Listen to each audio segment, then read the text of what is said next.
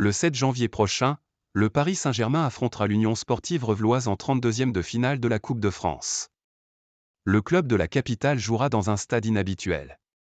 Le PSG reprendra la compétition lors du Trophée des Champions le 3 janvier prochain. 4 jours plus tard, le club de la capitale devra enchaîner en Coupe de France face à l'US Revel.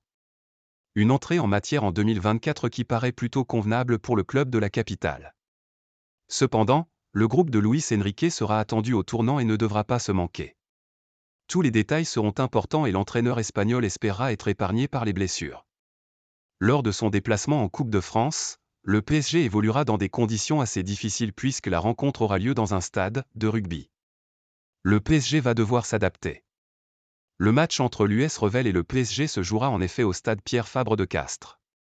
Une enceinte de 12 300 personnes qui sera remplie comme jamais.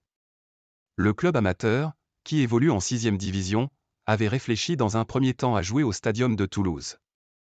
Mais les coûts liés à cette rencontre étaient trop élevés. Finalement, l'US Revel s'est tourné vers le Castres Olympique, qui a accepté d'accueillir le club pour son match de prestige face au PSG en Coupe de France. L'état de la pelouse sera scruté de près, car le CO accueillera Perpignan le 31 décembre prochain. Le terrain gras pourrait faire les affaires des amateurs même si une victoire serait un coup de tonnerre XXL. Le PSG sait en tout cas à quoi s'en tenir et devra s'adapter aux conditions.